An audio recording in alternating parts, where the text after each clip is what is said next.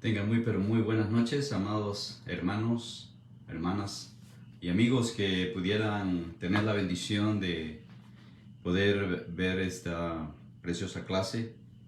Continuamos con el estudio de la segunda carta a los Corintios y pues hoy corresponde el capítulo 4. Hemos venido hablando acerca de muchos aspectos preciosos que Pablo nos regala a través de estas cartas y cómo a través de ellas podemos fortalecer nuestra, nuestra vida espiritual y sobre todo el aspecto doctrinal en base a lo que hemos creído eh, respecto al Evangelio de Cristo y cómo podemos nosotros de esta manera ser fortalecidos y llegar a realmente a ser esos cristianos que demos testimonio de que en verdad Cristo Jesús nos salvó, que Cristo Jesús nos transformó y que somos una nueva criatura, no una persona religiosa, sino alguien que ha conocido al Salvador, a Cristo Jesús, y que hemos empezado una relación personal con Él. Entonces, cuando nosotros vamos creciendo espiritualmente, vamos formando nuestro patrón de vida basado en lo que la Escritura dice. Ahora, cuán importante es conocer la parte doctrinal, porque hoy día hay muchas iglesias y hay muchos movimientos religiosos que nos hablan de la Biblia, nos hablan de Jesús, pero lamentablemente no todos nos hablan con la verdad. Al entrar al capítulo 4, pues quisiera simplemente hacer una breve referencia al capítulo 3. Yo sé que la semana pasada no pudimos dar la clase, pero en el capítulo 3 hablamos acerca del nuevo pacto. Pablo nos muestra la importancia de entender el nuevo pacto y que es el ministerio que nos ha sido encomendado. Bendiciones, hermano Oscar, hermana Araceli, que Dios les bendiga, gracias por estar pendientes. Queremos simplemente hacer un breve recuento, porque en el capítulo 3, Pablo, defendiendo su posición ministerial, hace ver que este nuevo pacto nos enlazó a nosotros, siendo nosotros gentiles, o sea, porque el antiguo pacto estaba dado para Israel y habían promesas en base al antiguo pacto, y la promesa principal en el antiguo pacto era la tierra prometida, tierra donde fluye leche y miel. Pero para el nuevo pacto la promesa no es una tierra en sentido físico, sino más bien dice la escritura una nueva tierra y un nuevo cielo. O sea, cielo nuevo y tierra nueva es lo que nos esperan a nosotros. Entonces, veamos cómo este nuevo pacto trae la gracia y le pone fin a la ley. Y creo que ahí es donde muchos nos hemos estancado, muchos no hemos asimilado lo que es la gracia. Y algunos pues abusan de la gracia. Por lo mismo, porque en el fondo no han entendido. Entonces vamos a partir porque en realidad el capítulo 4 empieza conectado con el capítulo 3. O sea, vamos a ver que los primeros 6 versos todavía tienen conexión directa con lo que es el nuevo pacto. Pero vamos a partir el capítulo 4 en 2 secciones. Vamos a tocar primero los 6 versos y luego vamos a concretar los versos 7 al 18, ¿okay? Donde realmente la primera sección conectada con el nuevo pacto nos habla acerca de la luz del Evangelio, lo que implica el Evangelio, la responsabilidad nuestra como cristianos de transmitir el Evangelio. Y luego la última parte pues tiene que ver con el hecho de poner por obra nuestra fe y cómo este Evangelio viene a ser el tesoro más grande para el ser humano, ¿verdad? Gloria a Dios porque nosotros hemos encontrado ese tesoro, porque ahora tenemos el Evangelio, mas sin embargo hay muchas personas que aún no lo tienen. Bien, entonces vamos al texto, capítulo 4, verso 1. Leemos: por lo cual, teniendo nosotros este ministerio, según la misericordia que hemos recibido, no desmayamos. Antes bien, renunciamos a lo oculto y vergonzoso, no andando con astucia ni adulterando la palabra de Dios, sino por la manifestación de la verdad, recomendándonos a toda conciencia humana delante de Dios.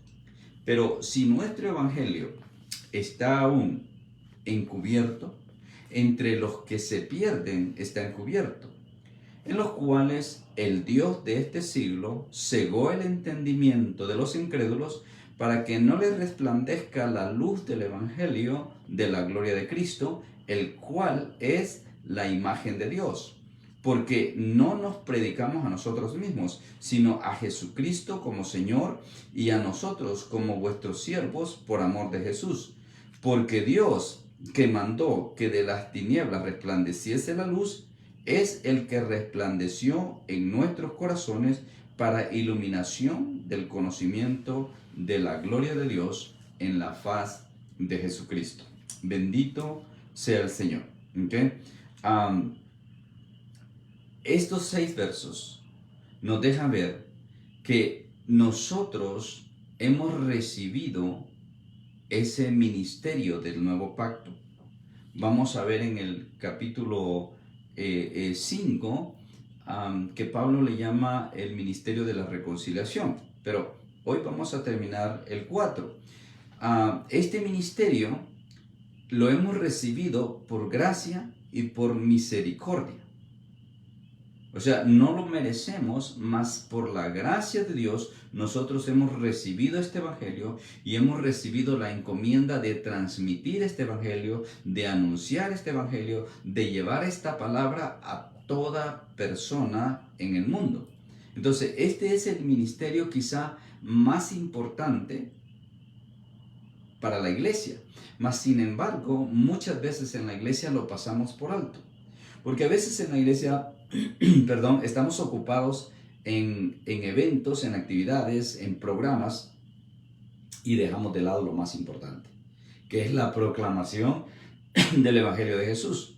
Entonces, Pablo dice que nosotros realmente somos bienaventurados por ser considerados parte de este equipo escogido por Dios para anunciar el Evangelio.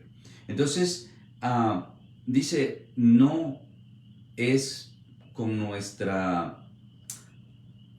palabras, no es con nuestra astucia, no estamos cambiando o adulterando la palabra de Dios, sino Dios respalda nuestro mensaje al manifestar su poder a través de nuestra predicación. Entonces, y esto es lo que nosotros tenemos que aprender dentro de la iglesia, que no es quien predica o quien enseña, sino es quien tenga el respaldo de Dios, porque al tener el respaldo de Dios, entonces el Espíritu de Dios se manifiesta. Entonces se manifiesta el poder de Dios. Y entonces, dice Pablo, no necesitamos recomendación de nadie. ¿Te acuerdas que en el capítulo 3 hablábamos acerca de que Pablo dice que nosotros mismos somos cartas abiertas para ser leídas por todos? Entonces, Pablo está reafirmando que lo que el siervo de Dios necesita, el predicador, lo que necesita es tener el respaldo de Dios, o sea, tener ese respaldo divino para que la palabra que sale de su boca llegue al corazón de la persona, pero no solo que llegue al corazón, sino que haga el efecto para el cual fue enviada. Y sabemos por la misma palabra que el efecto en el corazón del ser humano lo hace el Espíritu Santo de Dios. O sea, no es el predicador, no es el maestro, es simple y sencillamente el Espíritu Santo de Dios que se manifiesta y deja en claro, de que la obra la hace Él. Entonces, por eso es que vemos que de repente hay personas que son usadas por Dios y otras no. Hay personas que Dios las usa en una manera espectacular y cuando estas personas hablan, enseñan o predican, el poder de Dios se manifiesta, el Espíritu Santo se derrama y entonces hay algo maravilloso. ¿Por qué? Porque el Espíritu de Dios obra respaldando a este su siervo. Bienvenida Jessica, Dios te bendiga, me da gusto que estés ahí. Entonces vamos nosotros siguiendo el proceso en el cual Dios nos ha puesto. Entonces yo sé que de repente la vida cristiana a veces se vuelve como una rutina y a veces nos acostumbramos a una vida religiosa, vivimos religiosamente. Entonces aprendemos a orar, aprendemos que hay que leer la Biblia, aprendemos que hay que ir al templo. A veces nos cuesta aprender que hay que ofrendar, mucho menos diezmar. Entonces, pero vamos aprendiendo la vida religiosa. Pero hermano, no es un estilo de vida religioso, sino realmente lo que tenemos que aprender es a acercarnos cada día más a nuestro Señor y Salvador Jesucristo. Dios te bendiga, Oscar, me da gusto que estés ahí. Entonces, acerquémonos más al Señor y vamos a ver los resultados. Porque cada vez que nosotros hablemos la palabra, cada vez que nosotros tengamos la oportunidad de compartir con alguien, ya sea como enseñanza, como predicación o simplemente como una conversación de amigos, vamos a experimentar el respaldo de Dios. Vamos a experimentar el poder del Espíritu Santo manifestándose en esa conversación. De repente alguna vez te ha pasado, hermano o hermana, que estás hablando con alguien y esta persona está en necesidad y de repente tú empiezas a hablarle de la palabra, empiezas a hablarle de lo que Dios ha hecho en tu vida, de lo que Dios podría hacer en ella y de repente empezamos a sentir ese ambiente cálido con la presencia de Dios y la persona es quebrantada y hasta tú mismo eres quebrantado porque Dios toma el control. Bueno, déjame decirte, ese es uno de los momentos cuando el Espíritu de Dios se manifiesta su poder y es glorificado. ¿Por qué? Porque tú hiciste lo correcto. Transmitiste el mensaje del Evangelio. Transmitiste la palabra de Dios. Ahora Pablo aclara que nosotros no necesitamos ser recomendados porque tenemos la tarea de compartir el Evangelio. Entonces dice en el verso 3 que si hay personas que aún todavía no les resplandece la luz del Evangelio, o sea, entendamos la luz del Evangelio, o sea, el camino a la salvación. Si hay personas que todavía no les resplandece, es porque están en una condición de ceguera espiritual. ¿Okay? Entonces dice, porque Satanás, el Dios de este siglo, ha cegado su entendimiento para que la luz del Evangelio no le resplandezca. Y entonces por eso es que usted va a ver que hay personas que aunque oyen el Evangelio, no les hace ningún efecto, no les cala, no les importa, no les llama la atención. Es más, hay gente que abiertamente dice, no, yo no quiero saber nada de eso. Yo estoy bien como estoy. A mí déjenme con mi religión. Yo soy feliz así. Y entonces hay una cantidad de expresiones que la gente usa para rechazar el Evangelio. Pero Pablo nos da la respuesta. La respuesta es que la mente y el corazón de esa persona están cauterizados por un poder demoníaco, por un poder satánico. Por eso es que nosotros los cristianos también debemos orar por esas personas. Porque es a través de la oración que nosotros vamos a quitar ese velo que el enemigo ha puesto. Esa ceguera espiritual en estas personas va a ser anulada con el poder de la oración. Entonces, y cuando esa ceguera sea anulada, entonces la luz del Evangelio va a resplandecer y ellos van a reconocer a Jesús como su Señor y Salvador. Ahora, digo esto porque muchos de nosotros tenemos parientes muy cercanos que están en esta condición. Y entonces muchas veces nosotros nos preguntamos, pero ¿hasta cuándo? ¿Y cómo hacemos? ¿Y qué tengo que hacer para que mi tío, para que mi hermano, mi pariente conozca de Cristo? Bueno, vamos a hablarles, sí, pero no quieren que les hablemos. Vamos a orar. Vamos a orar para que el Espíritu de Dios empiece a botar esa barrera, para que el Espíritu de Dios empiece a quitar esa venda de los ojos. Pablo dice que los judíos tienen el velo de la ley y no pueden dar lugar a que la luz del Evangelio penetre porque al igual que se tapaban para no ver el rostro de Moisés, de la misma manera, dice Pablo, aún permanecen con ese velo y por eso es que no les resplandece la luz del Evangelio. Pero el resto de la humanidad está cegado por un poder satánico. El Dios de este siglo, Satanás, dice, los tiene cegados. Entonces, este es el grupo de personas que nosotros los cristianos identificamos como incrédulos. O sea, gente que todavía no ha creído en Cristo. Pero entonces, ¿cómo nosotros vamos a llevarles el Evangelio a ellos? Pues hay que romper con esa venda.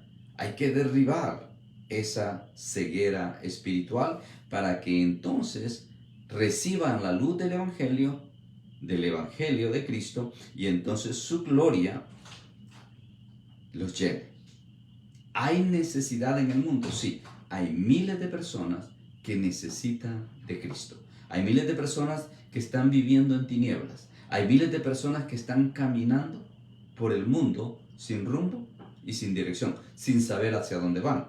Pero bendito sea el Señor que Dios ha levantado una iglesia, la iglesia de Cristo, para que la iglesia de Cristo se levante y entonces puedan llegar al corazón de estas personas y conozcan a Cristo, experimenten su evangelio y entonces se den cuenta que Cristo Jesús, como dice el verso 4, es la imagen del Dios vivo. Entonces, a través de Cristo, Dios está reconciliando a la humanidad. A través de Cristo, Dios está abriendo el camino para los que queramos regresar a Dios. Pero aquí está el problema. Esta gente que está cegada, que está vendada, no lo entiende, porque su entendimiento está entenebrecido. Entonces tenemos que orar primero por ellos, para que esa venda se caiga y luego llevarles el Evangelio. Y cuando la luz del Evangelio resplandezca en ellos, entonces ellos creerán y vendrán a ser uno más del pueblo de Dios. Y este pueblo de Dios que somos nosotros, hemos sido levantados para eso, para que anunciemos el Evangelio. Entonces no nos podemos quedar callados. Tenemos que darle a conocer al mundo que Cristo vive y reina por los siglos de los siglos. Y que Cristo es el camino al cielo. Que Cristo es la salida de nuestros problemas. Cristo es la respuesta a todos los problemas de este mundo. Pero necesitamos unirnos como iglesia, necesitamos orar por esta gente que está en tinieblas y necesitamos comunicarle el mensaje.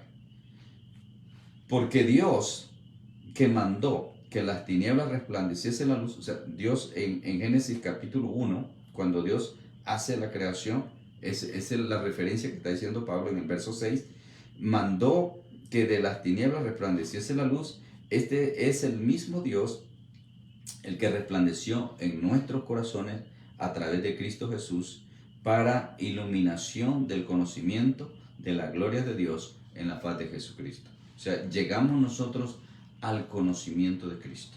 Como dice en otro texto, no es que nosotros lo hayamos encontrado, sino más bien Él nos encontró. Él tuvo misericordia de nosotros, nos perdonó todos nuestros pecados y nos dio la oportunidad, la bendición de convertirnos en sus hijos. Y nos encomendó este ministerio, el ministerio del nuevo pacto, ese pacto que fue sellado y firmado con la sangre de Cristo Jesús para que nosotros lo transmitamos a las generaciones venideras.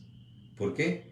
porque nosotros tenemos aún mejores promesas, como dice el escritor de Hebreos, ¿no? El nuevo pacto tiene mejores promesas que el pacto antiguo. Entonces, esto hace que en verdad nosotros seamos bienaventurados.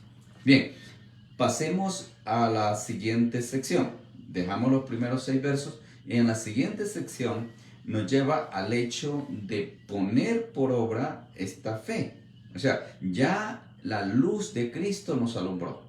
Ya nosotros reconocimos que Jesús es el Hijo de Dios. Lo aceptamos como nuestro Señor y Salvador. Entonces, ahora la respuesta a esa acción, o mejor dicho, la actitud nuestra a ese hecho debería ser que vivamos para Él, vivamos para nuestro Salvador. ¿Y cómo nosotros vamos a vivir para Cristo? Bueno, poniendo en práctica nuestra fe.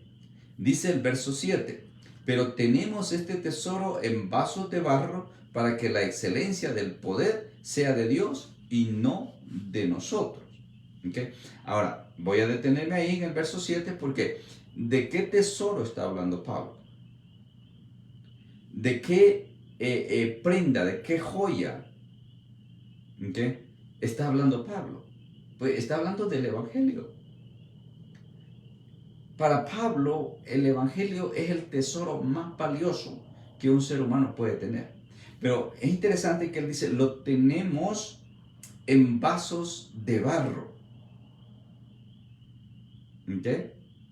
Para que la excelencia del poder de este Evangelio sea de Dios y no de nosotros. Que realmente el ser humano entienda, o nosotros los cristianos entendamos, especialmente los que le servimos a Dios, que todas las cosas poderosas que puedan surgir o puedan tener lugar en nuestra experiencia ministerial, no viene de nosotros, no es de nosotros, sino de Dios. Es el poder de Dios el que se manifiesta a través de nosotros. Por eso es que debemos nosotros tener cuidado. Por ejemplo, por ahí hay personas que se la pasan haciendo campañas de sanidad y campañas de milagros y todas esas cosas, y sí, Dios los puede usar. Yo no estoy en contra de eso. Sí, Dios los puede usar para hacer grandes cosas, pero no nos olvidemos que no es el individuo, no es la persona, sino es el poder de Dios, el poder de su Espíritu obrando a través de la persona. Y esto nos dice de que no es cuando la persona quiere, sino cuando el Espíritu de Dios lo determina. Entonces lo va a hacer. Bienvenida, Tatiana, me da gusto que estés conectada. Dios te bendiga.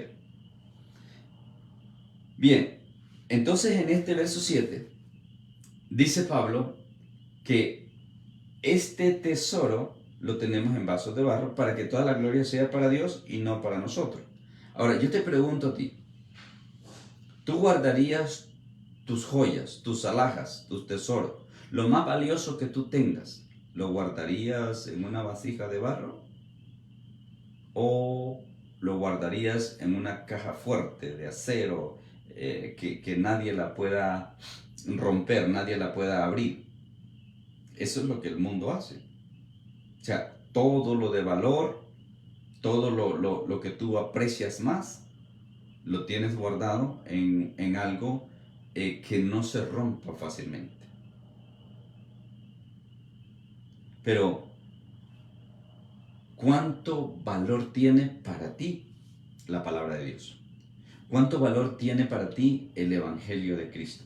Y creo que aquí es donde debemos nosotros poner la balanza en el centro.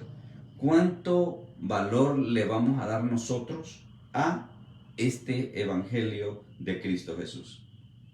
Usted buscaría el lugar más seguro, una caja fuerte, para poder ahí guardar sus joyas, sus cosas de valor, su tesoro. ¿Okay? Pero difícilmente usted escogería una vasija de barro para guardar sus tesoros. Es más, las mujeres que usan joyas, que usan prendas de oro, no las guardan en un tazón de barro, sino en un lugar especial donde sabe que está seguro, ¿verdad? Entonces, cuando Pablo dice que este tesoro está escondido, no, está guardado en vasijas de barro, nos hace ver nuevamente que el ministerio del nuevo pacto o el ministerio de la reconciliación nos ha sido dado a nosotros.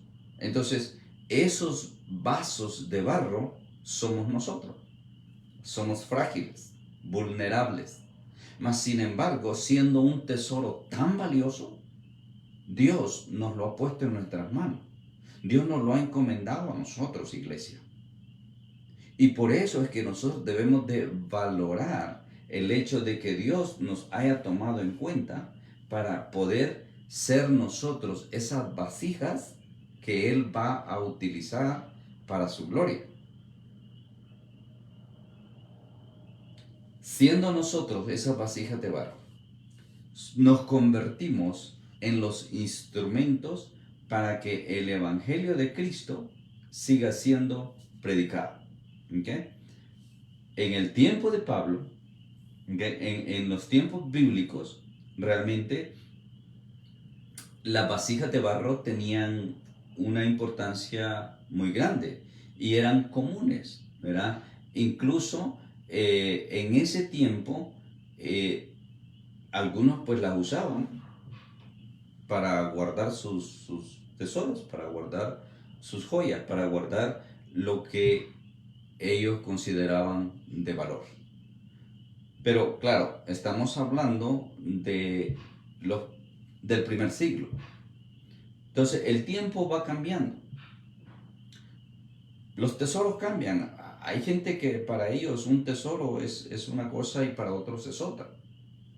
Porque el valor de las cosas o de los objetos lo ponemos nosotros. O sea, somos nosotros los que vamos a valorar lo que nosotros tenemos. Por eso es importante considerar cuánto valor tú le das al Evangelio.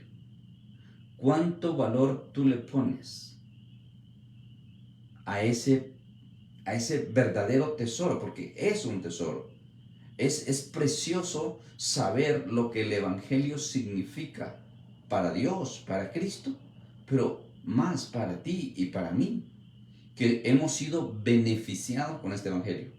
Nosotros somos los que hemos salido ganando. ¿Por qué? Porque pudimos recuperar esa naturaleza divina que habíamos perdido por causa del pecado, y como dice el apóstol Pedro, hemos venido a tener participación de esa naturaleza divina.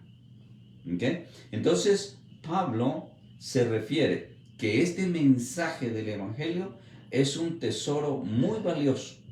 Las buenas nuevas de parte de Dios acerca del perdón de los pecados y de la salvación que ofrece en Cristo Jesús es una noticia que todo el mundo debe de escuchar. Por eso es un tesoro. Entonces, iglesia, nosotros lo hemos recibido. Y hemos recibido la encomienda, la tarea de hacerlo conocer en el mundo, para que el mundo alcance salvación, obtenga vida eterna a través del sacrificio que hizo Jesús, porque no lo hizo solo para nosotros, sino lo hizo para todo el mundo. Dios decidió que ese tesoro valioso, el Evangelio de Jesús, fuera depositado en nuestros corazones, iglesia. Y al estar depositado en nuestros corazones, entonces nosotros nos convertimos en agentes transmisores, en siervos y siervas encargados de transmitir y llevar ese mensaje.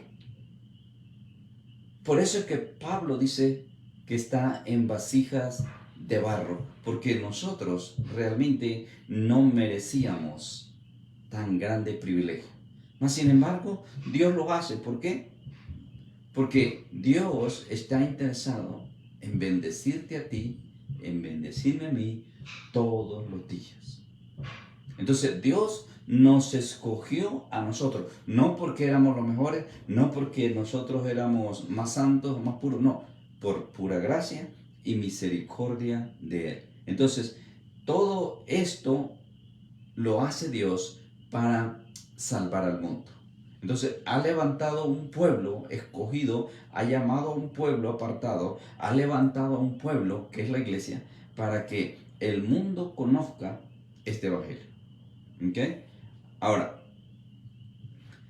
si nosotros decidimos ser nosotros el centro de atención en la enseñanza o en la predicación, entonces nos salimos del propósito de Dios, porque ya entonces no estamos predicando de Cristo, sino estamos predicando de nosotros. Y muchas veces queremos nosotros no ser una vasija de barro, sino queremos ser un recipiente de oro, queremos ser algo que brille, algo que resplandezca, algo que tenga gloria, pero en realidad, hermanos, nosotros solamente somos portadores del Evangelio de la luz de Cristo, porque la gloria es de Él, no de nosotros. Si bien es cierto, tenemos promesas de que un día el Señor nos va a investir con su gloria. Un día nosotros experimentaremos también su gloria y viviremos tiempos de gloria. Pero mientras ese tiempo llega, no olvidemos que toda la gloria es para nuestro Dios. ¿Ok? Entonces, este verso 7 es importantísimo porque hay que entender que el tesoro es el Evangelio, la vasija somos nosotros y que somos vasijas de barro. ¿Por qué? Porque toda la gloria es para Dios y nosotros somos frágiles, fáciles de romper, fáciles de quebrantarse, y Dios es fiel y es eterno. Entonces dice Pablo, verso 8, que estamos atribulados en todos, mas no angustiados, en apuros, mas no desesperados, perseguidos, mas no desamparados, derribados, pero no destruidos. Ahora, si usted le pone atención a estos dos versos, usted podría concluir que la condición de la vida del cristiano realmente no es nada de color de rosa.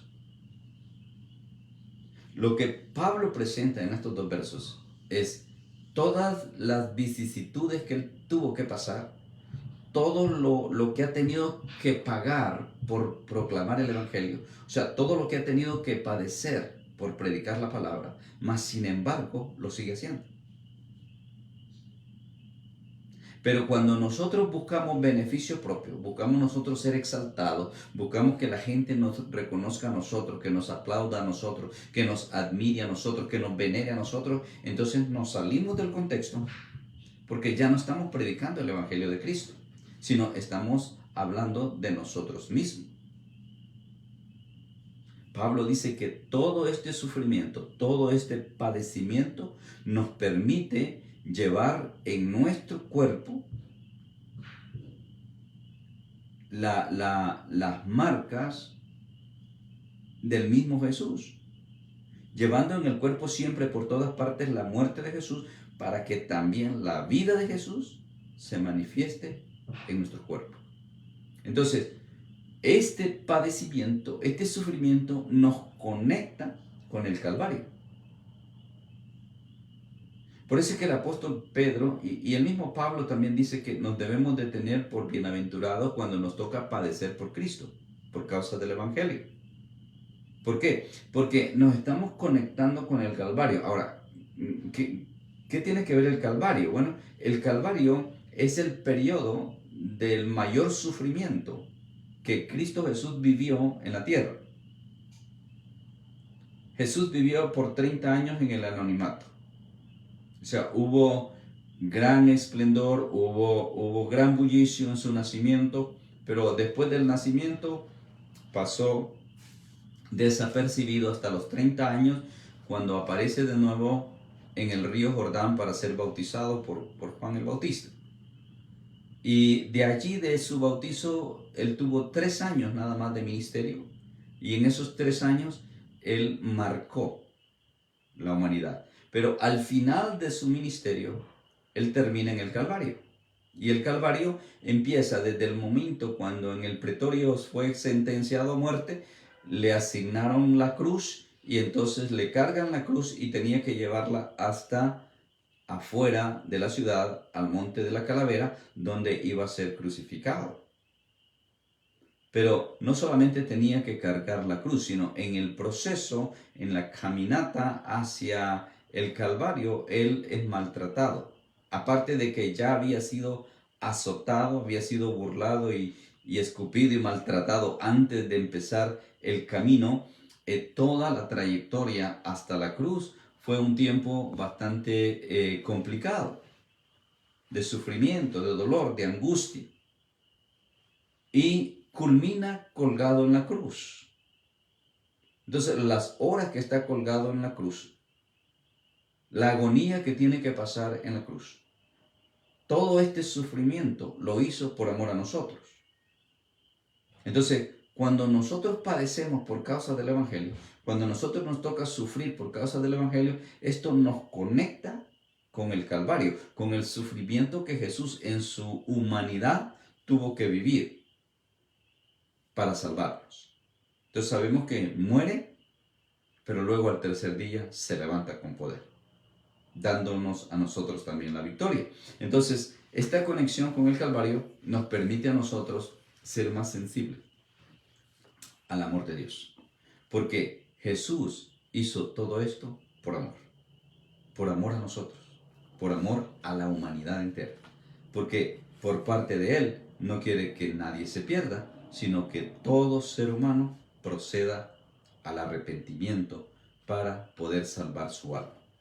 Porque nosotros que vivimos, en verso 11, porque nosotros los que vivimos siempre estamos entregados a muerte por causa de Jesús, para que también la vida de Jesús se manifieste en nuestra carne mortal, de manera que la muerte actúa en nosotros y en vosotros la vida, pero teniendo el mismo espíritu de fe, conforme a lo que está escrito, creí, por la cual hablé, nosotros también creemos, por lo cual también hablamos. Parece una especie de trabalengua el verso 13, pero si usted lleva la secuencia, lo que Pablo está diciendo es que nosotros vivimos siempre expuestos a la muerte. Cada día de nuestra vida, la muerte podría llegar.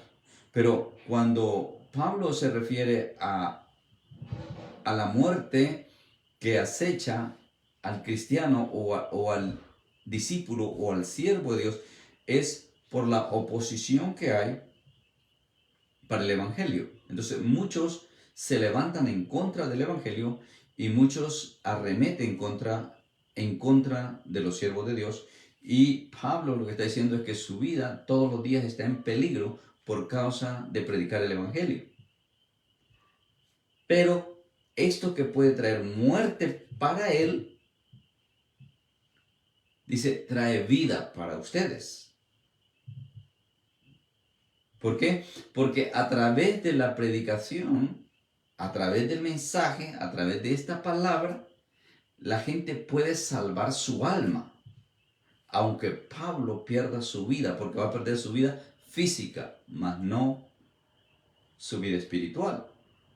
Entonces, muchas veces en nuestra temprana edad en el cristianismo, nos cuesta asimilar esto. Porque es bien simple, pero nosotros lo complicamos. La Escritura dice que si tú naces 2 veces, vas a morir una sola. Pero que si naces una sola, vas a morir 2 veces. Es así de simple. Entonces, Pablo dice, el arriesgar mi vida es para salvarles a ustedes. No salvarlos físicamente, sino salvarles el alma. Asegurarles la vida eterna. Entonces, si nosotros vivimos para Cristo, entonces hablemos de Cristo. Porque creímos por fe, por lo tanto, vamos a hablar. Y eso es lo que Pablo está afirmando aquí, que es la fe que él puso en Cristo la que lo ha llevado a hablar de Cristo, a hablar de su evangelio, sin importar que eso le pueda costar la vida. Porque acuérdense que el mismo Pablo era un perseguidor de la iglesia. Cuando la iglesia primitiva, Pablo, antes de conocer a Cristo, él mismo perseguía a la iglesia. Pero Pablo pasó de perseguidor a ser perseguido.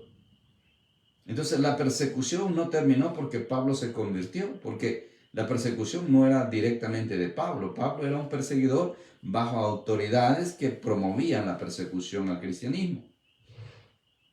Mas Pablo, o mejor dicho, quien era Saulo en el tiempo que él perseguía a la iglesia, lo hacía pensando que de esa manera le servía a Dios. Pero cuando se encuentra con Jesús, Jesús le muestra el plan salvador. Jesús le muestra el error en el que estaba. Jesús le muestra que lo que él tenía era una vida religiosa, mas no una vida entregada a Dios. Entonces Pablo desarrolla esa fe con la cual él creyó en Cristo y entonces dice, por eso no me puedo quedar callado. Ahora el llamado es para nosotros. Olvidémonos de Pablo, olvidémonos de los primeros discípulos, olvidémonos incluso de la iglesia de Corintios. ¿Y nosotros qué? Si nosotros en verdad hemos creído por fe en Cristo, entonces no podemos tampoco nosotros callarnos. Porque no importa que nosotros recibamos amenaza de muerte. Si a las personas a quienes les hablemos van a recibir vida eterna. Eso es lo que debe de movernos a nosotros. Para que conforme a la fe con la que nosotros hemos creído, así hablemos, como lo hizo Pablo. En base a esa fe, vamos a compartir con los necesitados, con todos aquellos que Satanás los tiene vendados, los tiene cegados. Pero nosotros vamos a provocar que la luz del Evangelio les resplandezca en sus corazones y ellos lleguen a salvar sus almas. Verso 14. Sabiendo que el que resucitó al Señor Jesús, a nosotros también nos resucitará con Jesús y nos presentará juntamente con vosotros. Porque todas estas cosas padecemos por amor a vosotros, para que abundando la gracia por medio de muchos, la acción de gracias sobreabunde para gloria de Dios. Es interesante. La gracia de Dios nos llena a nosotros, sus siervos, para que cuando el pueblo o la gente recibe el mensaje, recibe la palabra, recibe la salvación, entonces surgen acciones de gracias y esas acciones de gracias son para gloria de Dios. Porque, otra vez repito, la obra no la hago yo. Yo solo soy el puente, el transmisor, la vasija. Pero el tesoro, el verdadero poder está en el Espíritu Santo de Dios. Entonces, cuando yo hago mi trabajo, el Espíritu de Dios obra, el Espíritu de Dios se manifiesta y entonces las personas son traídas a la presencia de Dios y entonces estas personas van a dar gracias a Dios y cada vez que una persona de estas dé gracias a Dios, es para su gloria. Yo soy bendecido porque fui usado por Dios. Fui ese instrumento que Dios usó para llegar a tu corazón. Pero en tu corazón quizá estés agradecido conmigo, pero el mayor agradecimiento tiene que ser hacia Dios, porque yo no puedo salvar a nadie. Yo no puedo perdonar a nadie. Yo no puedo sanar a nadie. Mas Dios lo ha hecho a través de mí en muchas ocasiones.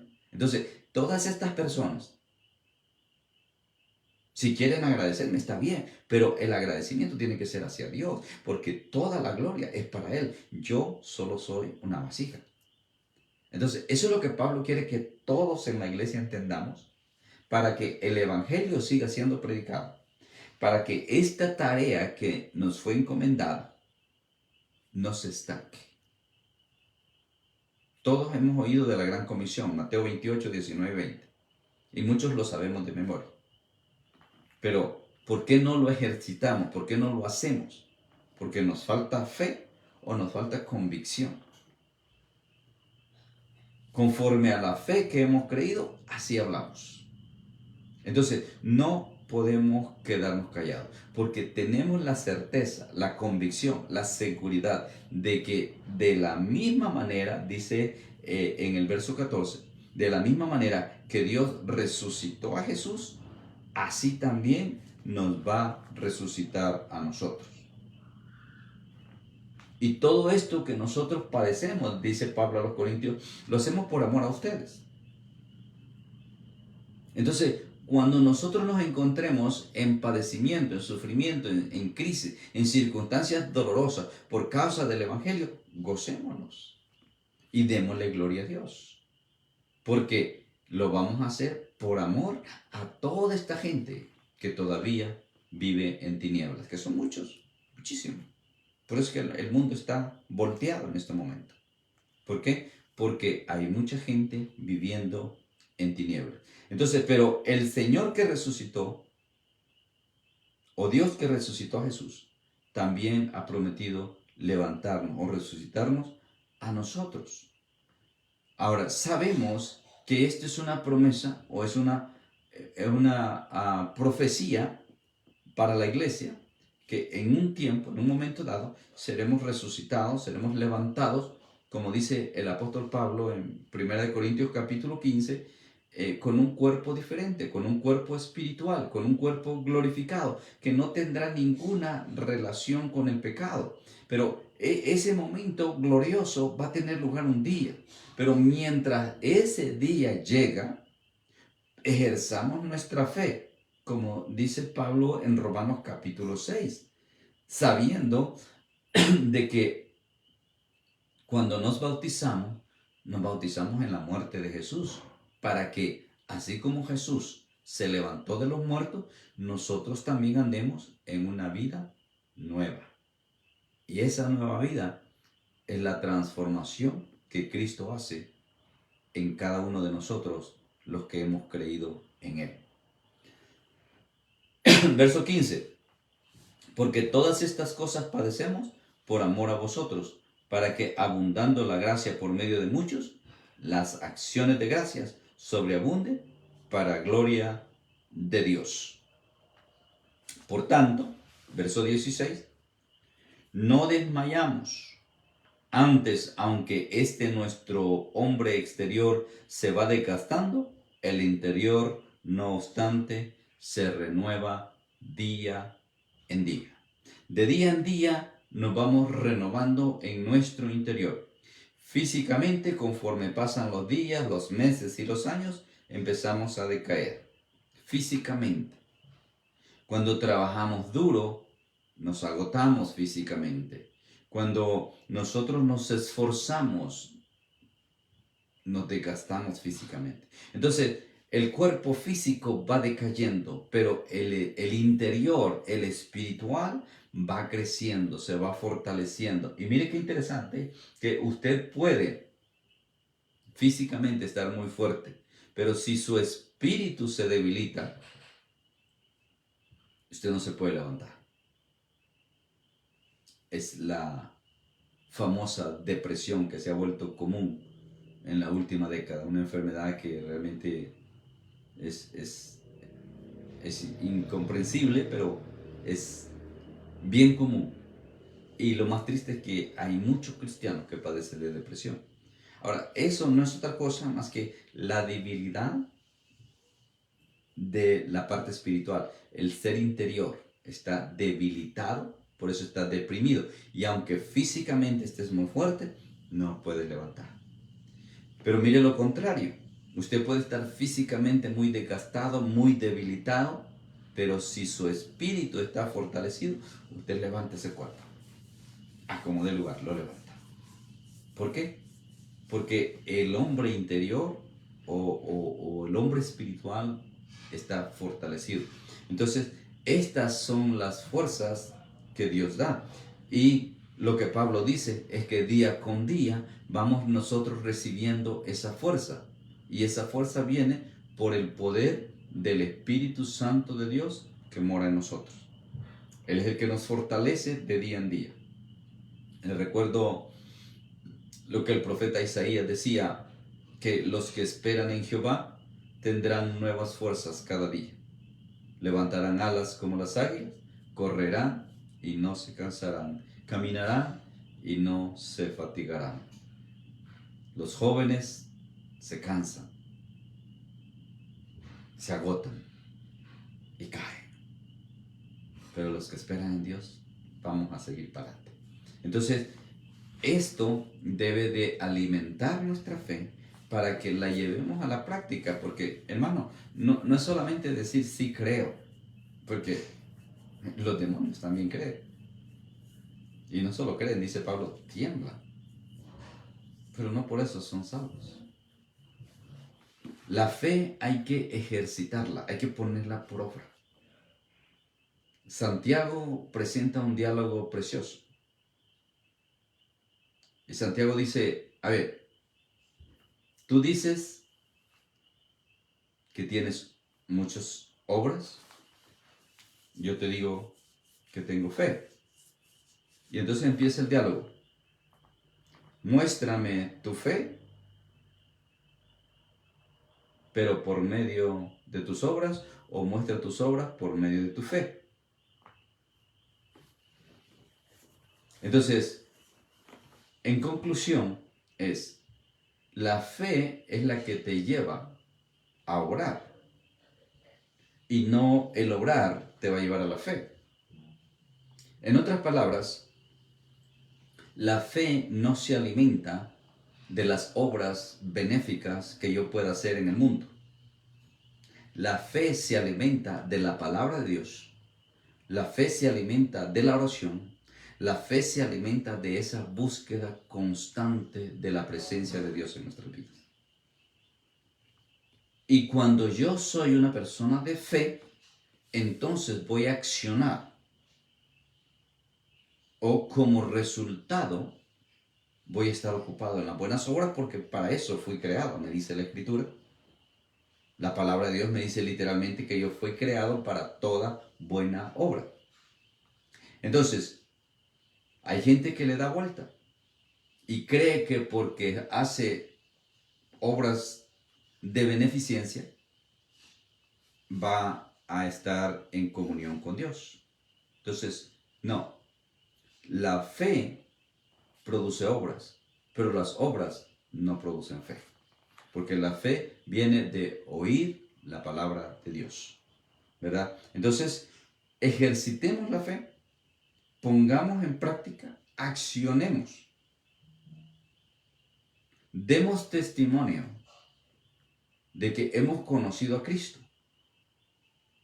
Y demos lugar a que Dios nos use como esas vasijas que dice el apóstol Pablo, para que el Evangelio, que es su especial tesoro, permanezca en nosotros, pero no para estar ahí escondido, guardado, protegido, sino para que nosotros podamos llevarlo o donde vayamos y lo compartamos con estas personas que todavía viven en tinieblas.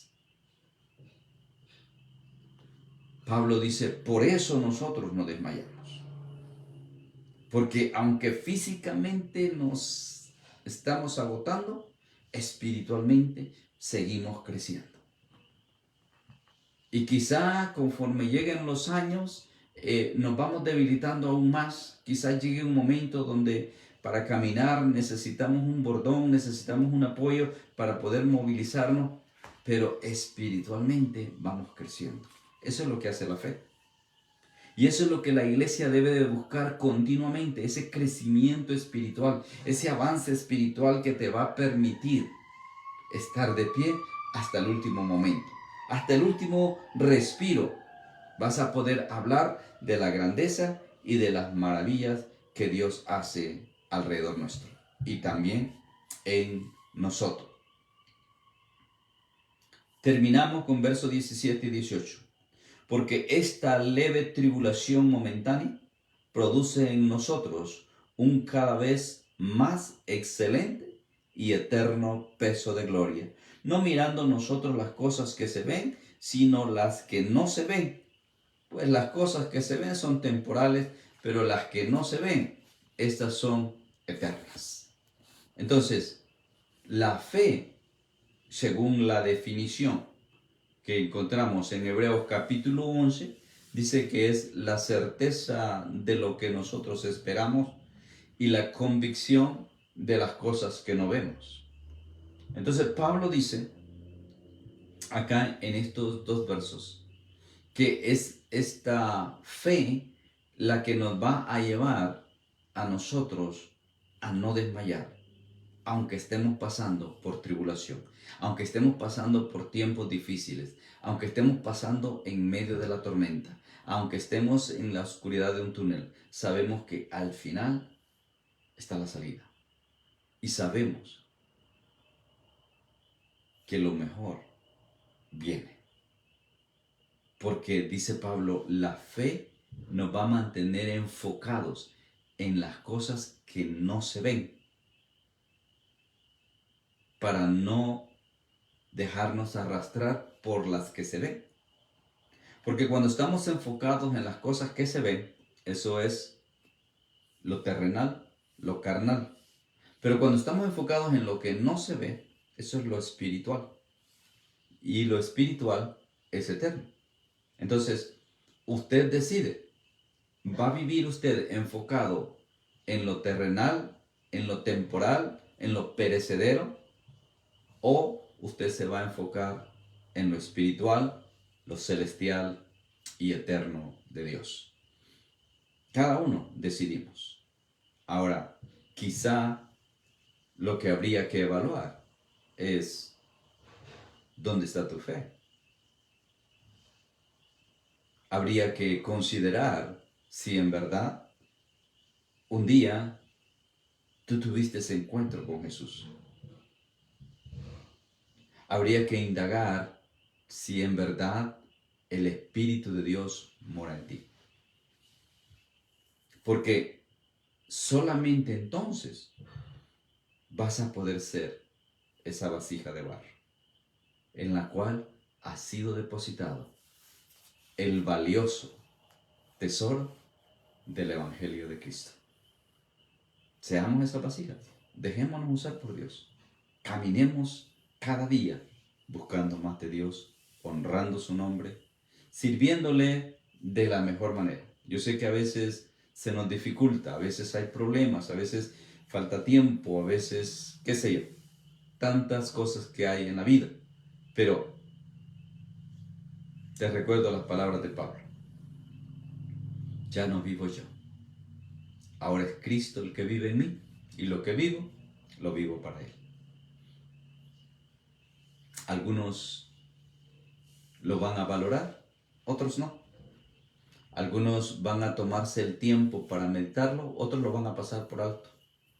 Algunos quizás presten atención cuando tú les hables de Cristo, otros quizás se burlen de ti. Algunos quizás se preocupen por abrirte el camino para que tú sigas hablando, otros te lo van a cerrar. Otros se van a levantar en contra tuya. Y quizás como Pablo tengas que ir a la cárcel. Quizás tengas que recibir palizas como las que recibió Pablo, persecución, amenazas. Pero si tú de verdad te has rendido a Cristo, no hay nada que temer. No hay nada que temer porque si eso es real en tu vida, si tu fe es genuina, para ti el morir sería ganancia. Lo dijo Pablo. Los dejo con esa palabra convincente de parte del apóstol Pablo, en el sentido de que lo que importa por encima de todo es lo espiritual. Es que continuamente nosotros estemos creciendo. Y cuando te toque pasar por el valle de sombra de muerte, cuando te toque pasar por el periodo de tribulación, de prueba, de angustia, de dolor, de sufrimiento, acuérdate, es pasajero, es temporal. Mantente siempre enfocado en lo eterno y dale gloria a Dios siempre, por lo bueno y por lo malo. Porque al final te espera la corona de la vida que el Señor ha preparado para ti y para todos aquellos que lo aman. Que el Señor les continúe bendiciendo. Gracias a todos los que se conectaron. Pasen la voz, pasen el mensaje, compartan la palabra, y si esta clase les sirve a alguien más, compártanla.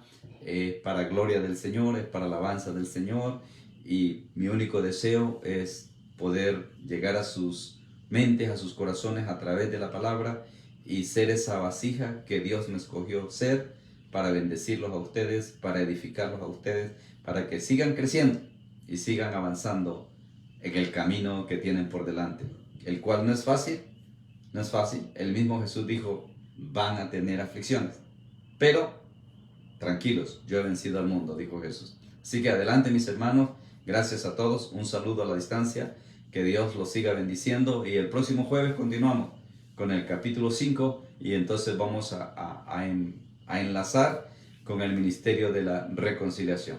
Bendiciones, cuídense.